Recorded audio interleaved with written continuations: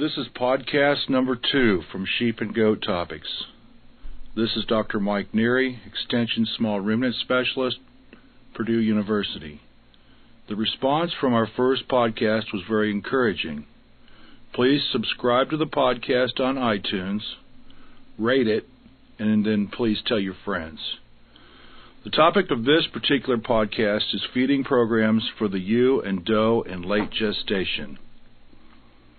Nutrition in late gestation is critical for a successful lambing and kidding season. A sound feeding program will optimize birth weight of lambs and kids, increase the quality of colostrum, and actually can increase milk production during lactation. Properly fed ewes and does in late gestation will give birth to more vigorous offspring with a higher survival rate and less management interventions that are needed from the producer. With a gestation length of 146 to 152 days for the ewe and doe, the last trimester is from 30 to 45 days or 4 to 6 weeks before lambing or kidding. This is the period of the pregnancy where the majority of fetal growth occurs. This is also the period when mammary tissue synthesis occurs.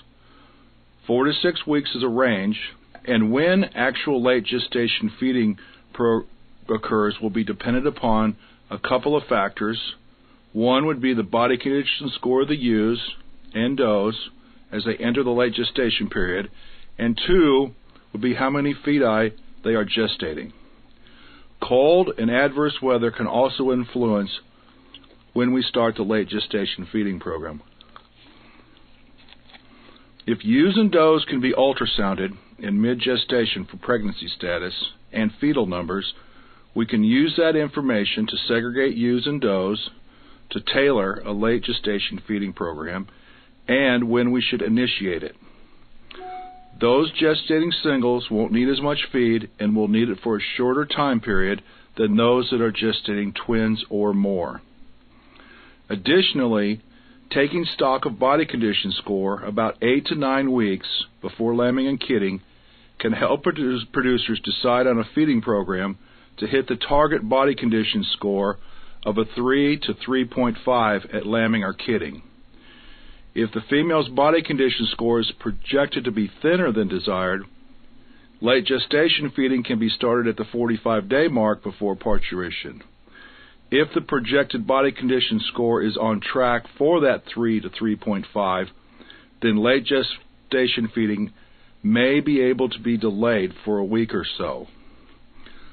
Although late gestation feeding is very important, it does not have to be complicated. A good quality forage, supplemented with an energy source such as a grain, and proper mineral nutrition are the key factors.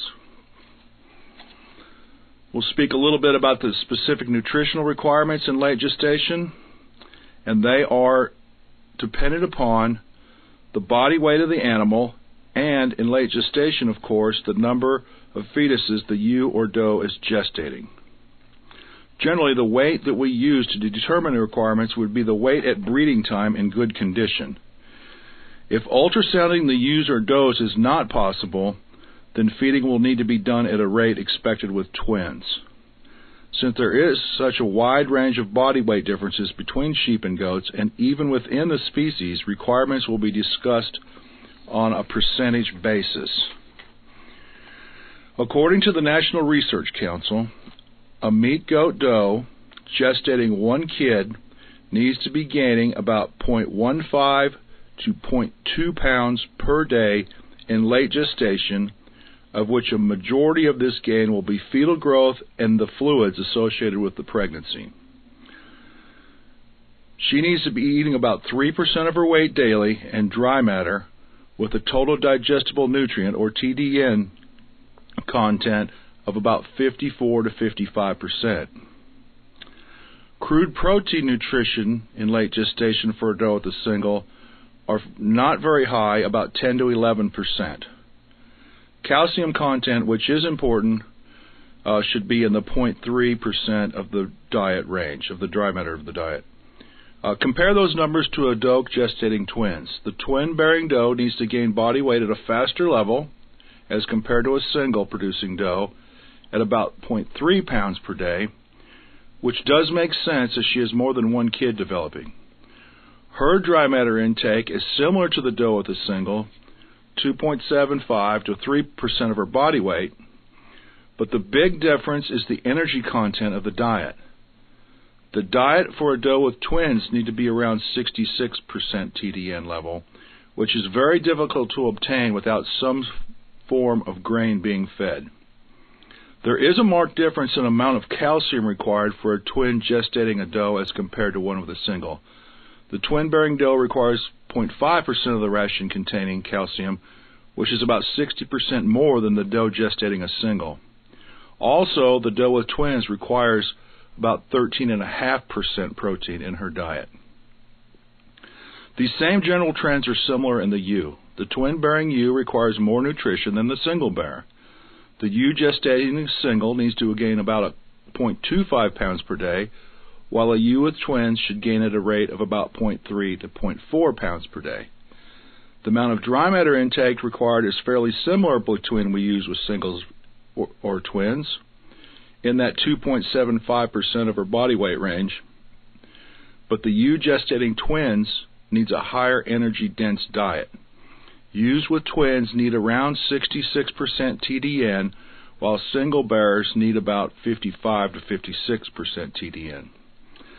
Recommended NRC protein levels are around the 9 to 10% for ewes in late gestation, regardless of pregnancy status. I feel these levels are a bit on the low side and usually recommend the 11 to 12% range. These levels are not hard to meet with any quality type of forage. A calcium content for ewes in late gestation should be about 0.5% of dry matter. Calcium is important as late gestation is when the skeletal system of lambs and kids is developing. Vitamin and mineral status is also very important in late gestation, and producers should ensure their ewes and does are receiving adequate amounts via either a good quality mineral, a premix to be mixed in grain, or present in sufficient amounts in protein supplements. Pay particular attention to selenium and iodine in these products. Selenium content of feeds is regulated by the FDA, and the upper legal limit in a complete mixed feed is 0.3 parts per million, or the FDA allows selenium to be included at 90 parts per million in minerals for a sheep. A good quality mineral for sheep and goats should have a minimum of 50 to 60 parts per million of selenium. Ask your feed supplier what the content of selenium is in minerals, premixes, or supplements that they sell. If selenium nutrition in late gestation was adequate, then there should be no need for selenium vitamin E injections or oral supplements to lambs or kids after birth unless there are very extenuating circumstances. Another mineral of importance in late gestation is iodine. The Great Lakes region and the northwestern region of the U.S. is known to have soil deficiencies of iodine. Lack of iodine can compromise the pregnancy and also can result in lambs or kids born with goiter of the pituitary gland. Not all feeds manufactured in the U.S. routinely contain iodine. Check the label or ask the feed supplier. It will most often appear as sodium iodate as an ingredient on the feed tag. Lastly, producers may want to include ionophores in the late gestation rations. Rumensin is approved for goats, and Decox is approved for sheep. Both of these ionophores will help prevent coccidiosis and toxoplasmosis abortion in sheep and goats. Work with a veterinarian and the feed supplier to make sure they are included at the proper level to prevent both health conditions. As mentioned earlier in the podcast, the feeding program doesn't need to be complicated. Depending on the body weight and number gestating, a diet of 3 to 5 pounds of good quality hay and 0.5 to 1.5 pounds of corn, along with a good quality mineral, is usually adequate. That is not complicated. If more precise diets are desired, they can be easily calculated. There are online ration balancers available to develop diets to feed sheep and goats. Use your favorite search engine and put in the terms online ration balancer for sheep and goats. Some that I'm familiar with are the Langston University's Goat Ration Balancer, a Maryland Small Ruminant Balancer for both sheep and goats, and Montana State University has an online sheep ration balancer. There are others out there. With a little playing around with them, they are very easy to become familiar with and are very useful. Thank you, and this has been podcast number 2 from Purdue Sheep and Goat Topics.